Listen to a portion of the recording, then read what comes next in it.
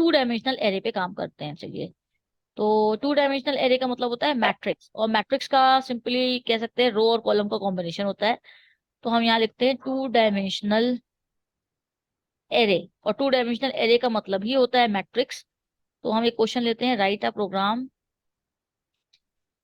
To input a two dimensional या a matrix, simple words में input a matrix and print it. Simply हम input कराएंगे और print कराएंगे। So hash include stdio.h, hash include foneo.h, और उसके बाद हमारा आ गया void main।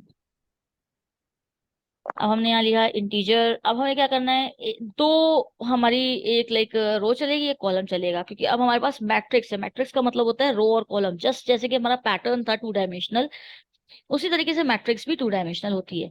तो हम यहाँ पर सपोज 2 by 2 की मैट्रिक्स ले रहे हैं, मतलब 2 रोज और 2 कॉलम। हम इसको मैट्रिक्स के फॉर्मेट पे प्रिंट भी करेंगे, ताकि आपको समझ में आ जाए कि एक्चुअली मैट्रिक्स क्या है। जैसे मैथ्स में होती है मैट्रिक्स, उसी तरीके से ये मैट्रिक्स जो है वो प्रिंट होती है।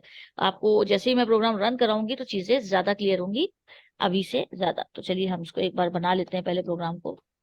तो हमने यहाँ एक मैसेज दिया, एंटर अ मैट्रिक्स। तो यूजर जो है वो मैट्रिक्स एटलीस्ट एंटर करेगा, तो उसके लिए हमें लूप की जरूरत होगी। अब इस बार जो है i<2 चलेगा लूप, i++। और क्योंकि हमारा रो कॉलम दोनों चीजें आने वाली हैं, तो हमें 2 लूप चलाने हैं। दोनों चीजें क्यों आ रही है, क्योंकि मैट्रिक्स है, और मैट्रिक्स जो होती है वो टू डायमेंशनल होती है। एक रो होती है मैट्रिक्स में और एक कॉलम होता है। तो हमने यहाँ पर क्या किया, यहाँ पर हमने स्कैन करा लिया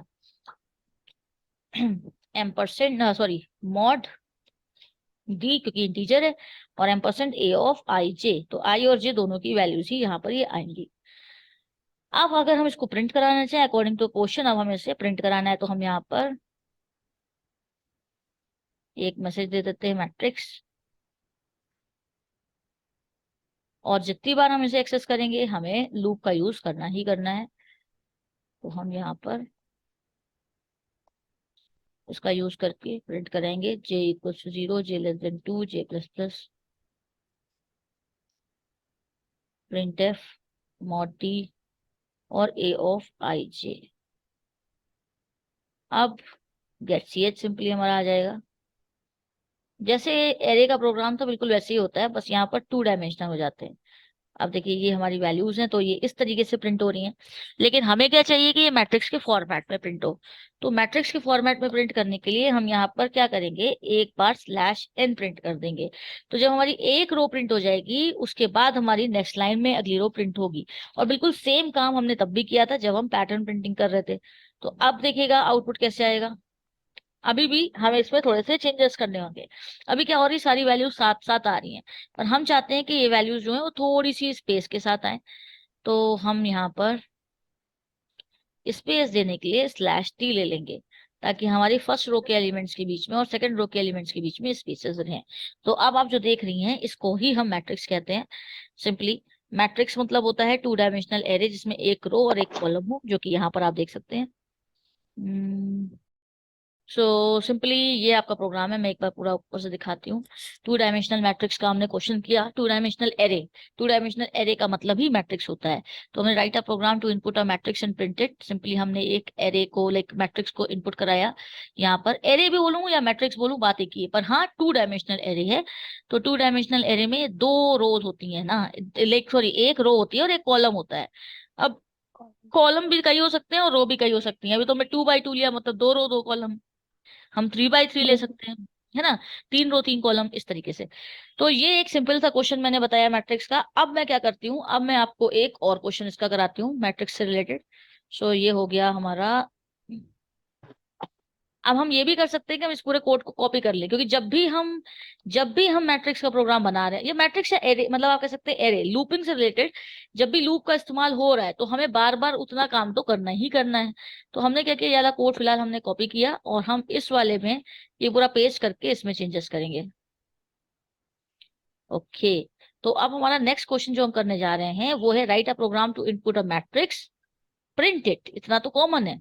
उसके बाद हम यहाँ पर क्या करते हैं, इनपुट आ मैट्रिक्स की जगह इनपुट टू मैट्रिसेस कर लेते हैं। Write a program to input two matrices, plural हो जाता है matrices, and print their sum. Okay, addition of two matrix. And print their sum. तो दो मैट्रिक्स का एडिशन हमें प्रिंट करना है नाउ। तो अब दो मैट्रिक्स हो गई, तो भैया यहाँ पर तो हमने एक ही ली हुई थी, तो हम यहाँ पर एक और ले लेंगे, मतलब 2 बाय 2 की सपोज हमने एक और मैट्रिक्स ले ली। अब हमें क्या है कि इसी मैट्रिक्स का जो सम करा रहे होंगे इसे स्टोर भी कराना होगा। तो मैट्रिक्स का एडिशन जब स्टोर होगा तो मैट्रिक्स का एडिशन मैट्रिक्स के फॉर्मेट में स्टोर होगा। तो हमने यहाँ पर 2 बाय 2 एक और लिया, जिसको हमने इक्वल टू 0 किया, क्योंकि इसमें कोई वैल्यू इनिशियल फेजेस में नहीं आएगी। जब हम एडिशन करा लेंगे दोनों ए और बी का, तब उसकी वैल्यूज जो है वो इस वाली मैट्रिक्स में, सी वाली मैट्रिक्स में जाके स्टोर होंगी। अब क्योंकि हमारी दो मैट्रिक्स इनपुट हो रही है, तो कोड थोड़ा सा चेंज हो जाएगा। मैंने कॉपी इसलिए कर लिया कि कुछ कुछ चीजें कॉमन होंगी। तो मैं यहाँ पर लिख देती हूँ एंटर फर्स्ट मैट्रिक्स। तो हमारा ये वाला जो प्रोसीजर है, ये एंटर फर्स्ट मैट्रिक्स, हमने पहली मैट्रिक्स जो है वो इनपुट कराई। इसके बाद हम क्या करेंगे, हम इसके बाद एक और मैट्रिक्स इनपुट कराएंगे। तो हम यहाँ पर लिखेंगे एंटर सेकेंड मैट्रिक्स। तो यहाँ पर भी मैं एक स्लैश एन लेकर चलती हूँ ताकि न्यू लाइन से आए। दोनों मैट्रिक्स इनपुट होने के बाद हम यहाँ पर मैट्रिक्स को प्रिंट जरूर से कराएंगे, क्योंकि एक एक अच्छा तरीका होता है कि हम जो चीज इनपुट करा रहे हैं उसको प्रिंट करा रहे हैं। तो पहले तो ये मैट्रिक्स प्रिंट हो गई, अब उसके बाद हमें दूसरी मैट्रिक्स भी प्रिंट करानी होगी। तो हमने यहाँ पर क्या किया, इसको किया कॉपी और इसको किया पेस्ट। तो अब हम यहाँ पर सेकेंड मैट्रिक्स प्रिंट कराते हैं। तो ये हमने यहाँ पर क्या किया, इसको हमने बी कर दिया, बी ऑफ आई जे। इसी तरीके से यहाँ पर भी जब हम स्कैनिंग करा रहे थे तो यहाँ पर हो जाएगा बी ऑफ आई जे।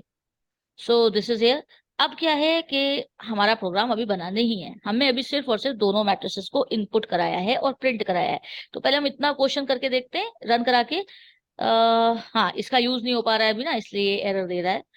तो हम क्या करेंगे, पहले इतने को रन कराएंगे, उसके बाद हम आपको आगे का प्रोग्राम दिखाते हैं कैसे होगा। सपोज ये हमारी एक मैट्रिक्स थी, ये हमारी दूसरी मैट्रिक्स थी। तो यहाँ पर आप देख सकती हैं दो मैट्रिसेस अलग अलग हमने इनपुट कराई हैं और अलग अलग दोनों मैट्रिसेस को प्रिंट कराया। बिल्कुल अच्छे से प्रिंट हो रही है, कोई एरर नहीं है, कोई कंफ्यूजन नहीं है।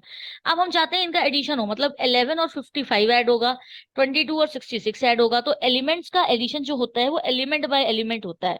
मैट्रिक्स में जो एडिशन होता है वो एलिमेंट बाय एलिमेंट होता है। 33 77 प्लस होगा, 44 88 प्लस होगा, इस तरीके से। हाँ, मैं अब यहाँ पर इस प्रोग्राम को आगे बनाऊंगी, और आगे क्या होगा इस प्रोग्राम में, आगे हमें इन दोनों को ऐड कराना है। तो हमें ऐड कराने के लिए यहाँ पर सी ऑफ 2 बाय 2 को क्या किया, इक्वल टू 0 कराए, ताकि हम इसमें स्टोर करा सकें। तो अब यहाँ पर हम एडिशन कराने वाले हैं, एडिशन ऑफ टू मैट्रिसेस। तो मैट्रिसेस का एडिशन कराने के लिए हम लूप चलाएंगे। फॉर आई इक्वल्स टू 0 से स्टार्ट होता है, i<2 और i प्लस प्लस गया। उसके बाद हमने फिर से लाइक, क्योंकि हमारे पास एक और कॉलम है, तो j इक्वल्स टू 0, j<2 और j प्लस प्लस। और उसके बाद हमने क्या किया, c था हमारा, c of I J equals to a of I जे।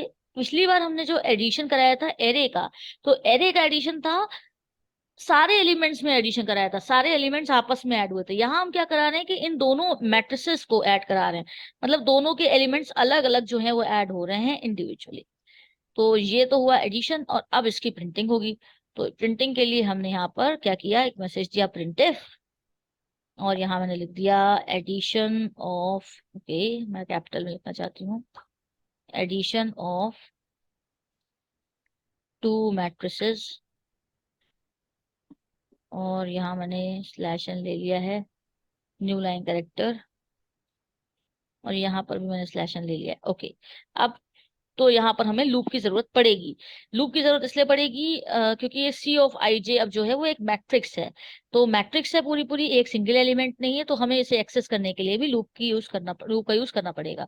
तो हमने आई इक्वल्स टू 0, i<2 और i प्लस प्लस किया। फिर for j equals to 0, j<2 और j प्लस प्लस। उसके बाद हमने कहा printf। तो हम यहाँ पर क्या करेंगे, mod d slash T for the tab space, और सी ऑफ आई जे को हम प्रिंट करा लेंगे, और उसके बाद न्यू लाइन के लिए हम यहाँ पर स्लैश एन ले रहे हैं। ओके, अब आप इसको जब रन कराएंगी, दो एरर्स, यहाँ पर एरर आ रही है, incompatible type conversion statement missing. Okay, statement missing, यहाँ पर मैंने कुछ गड़बड़ किया है। CLR SCR स्पेलिंग सही है, IJ स्पेलिंग ये इक्वल टू 0 नहीं ले रहा है मुझे लगता है। Let's check check it. अभी भी वही एरर है, डिक्लेरेशन सिंटैक्स एरर। अच्छा अच्छा, एक सेकेंड, यहाँ कहीं स्टेट, अच्छा ये स्टेटमेंट मिसिंग, ठीक ठीक ठीक, सेमीकोलन डिलीट हो गया था। तो अब हम कोई भी वैल्यूज लें, वैल्यूज से कोई फर्क नहीं पड़ता, हमारी मैट्रिक्स कोई भी वैल्यूज हो सकती है उसमें। तो आप देख सकती हैं हमारी जो मैट्रिक्स है, दोनों मैट्रिसेस इनपुट हुई हैं, फिर दोनों मैट्रिसेस प्रिंट हुई हैं, और उनका एलिमेंट बाय एलिमेंट एडिशन हुआ है। मतलब 11 प्लस 32 43, 22 प्लस 45 67, इस तरीके से 33 प्लस 66 99, बिल्कुल एलिमेंट बाय एलिमेंट हो रहा है। तो ये हुआ हमारा मैट्रिक्स का एडिशन। तो इस तरीके से हमारे जो है वो एरे के मैट्रिक्स के प्रोग्राम बनते हैं। अब मैं आपको एक बार ये पूरा कोड दिखा रही हूँ।